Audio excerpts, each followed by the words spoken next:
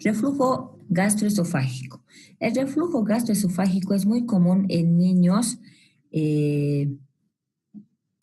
prematuros y vamos a tener muchos casos, ¿no? Que a veces alarman, pero que van a ir remitiendo a medida que van madurando.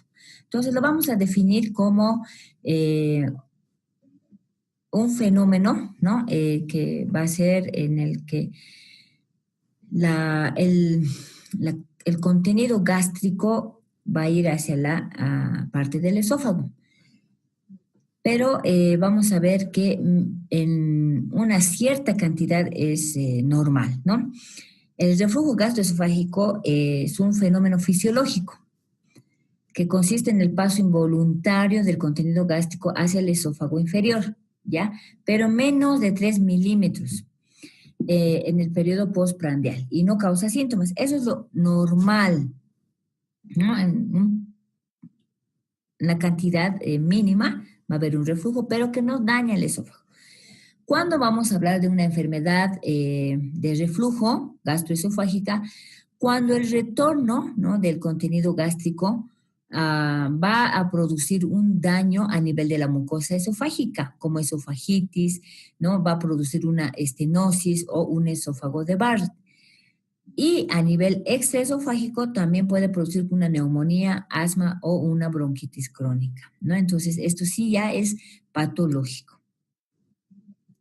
Hay mecanismos fisiológicos antirreflujo que nos van a ayudar a contrarrestar esta acción y son dos, fisiológicos y los anatómicos. Entre los fisiológicos también son varios, pero que miren, nos va a ayudar la motilidad esofágica, ¿no?, el movimiento que realiza, la misma gravedad, el aclaramiento esofágico y el vaciamiento gástrico, ¿no? Entonces también van a estar involucrados, por ejemplo, la producción de moco, las prostaglandinas y los factores de crecimiento epitelial, que actúan como protectores de la mucosa ante el ácido de la cavidad gástrica, ¿no? Y esto nos va a ayudar a poder hacer que todo el contenido gástrico pueda ir de manera normal hacia el intestino, ¿ya? En cambio, los mecanismos fisiológicos antirreflujo anatómicos es la longitud del esófago, tanto intraabdominal y las membranas frenoesofágicas, el hiato esofágico y el ángulo de His. Entonces, también el gradiente de presión con el que hay una diferencia bastante grande en relación a la presión luminal gástrica, que es 5 milímetros de mercurio, y la presión del esfínter esofágico inferior, que es 10 a 30. Entonces, ese gradiente de presión facilita que el contenido esofágico descienda al gástrico y no vuelva no refluya, ¿no? Miren, esto está presente en los nacidos pretérmino, en un 85% presentan reflujo y es más frecuente en varones que en mujeres en una relación de 1.6 a 1 y va a ir disminuyendo a medida que todos estos mecanismos antirreflujo vayan madurando, ¿no? Está presente en una población de 5 meses en un 67%, y cuando ya alcanzan el año de vida, solo en un 5%. Por eso es que decimos que a medida que van desarrollando los mecanismos antirreflujos, van a ir disminuyendo. Los factores predisponentes, estos son, por ejemplo, alteraciones a nivel del sistema nervioso central, cirugías por atresia esofágica o una enfermedad pulmonar obstructiva crónica. Acá podemos ver lo que es un esfínter esofágico inferior cerrado, ¿no? ¿Por qué? Porque hay contenido gástrico, aquí está el líquido, aquí está el estómago, entonces este tiene un movimiento que una vez que pueda absorberse y digerirse, va a ir y va a pasar al intestino delgado. Sin embargo, en este vamos a ver un esófago donde va a tener su esfínter inferior abierto, que permite el reflujo, ¿no?, del contenido gástrico. Y esta es la patología que nosotros estamos viendo ahora. Cuando esto pasa los 3 milímetros, entonces va a producir irritación a nivel de la mucosa esofágica y esto nos va a dar el cuadro de reflujo. El cuadro clínico en neonatos y lactantes, pues obviamente es la regurgitación y va a producir vómitos. Y este vómito no debe ser bilioso, es decir, no debe ser amarillo ni verde y obviamente no con contenido de sangre, porque ahí ya nos orientaría a otra patología. En menores de 5 años de edad es más frecuente la regurgitación, puede haber vómitos, dolor abdominal y rechazo a los alimentos. Esto obviamente porque al ingerir, va, después de su postprandial, va a producir dolor o alguna molestia que el niño por eso trata de evitar la comida. En niños mayores va a haber pirosis, dolor retroesternal, dolor a nivel del epigastrio y algunos síntomas extraesofágicos, como tos, sibilancias, apnea, bradicardia, erosión dental y estridor. Esto es muy importante en relación a la tos seca, porque no siempre se va a deber a nivel respiratorio. Miren, esto es por secundario a patología gástrica. Esto también está presente en adultos, ¿no?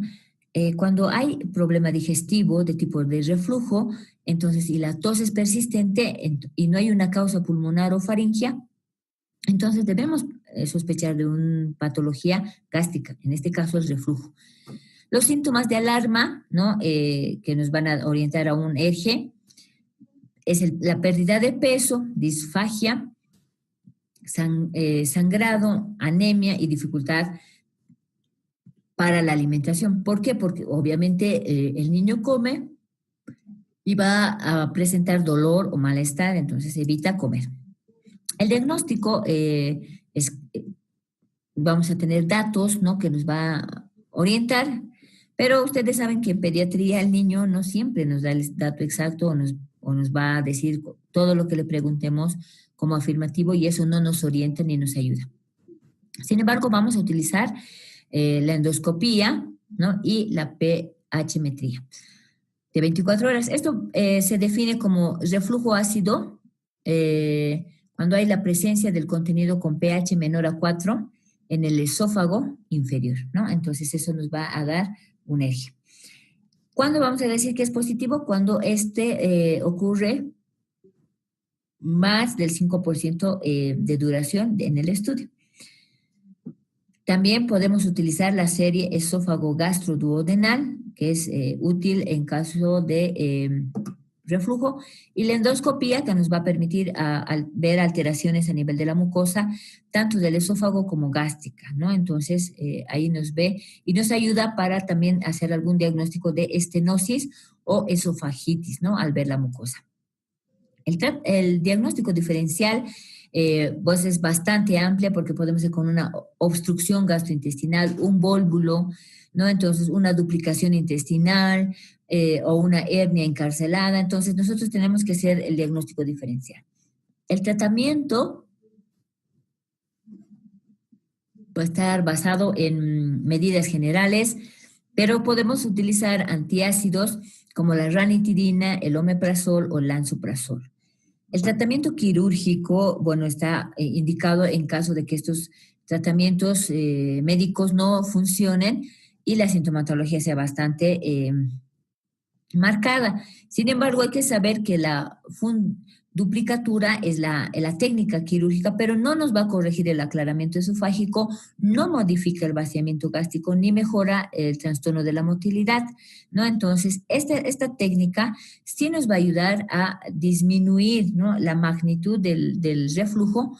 En esta imagen podemos ver, este es el fondo gástrico normal, ¿no?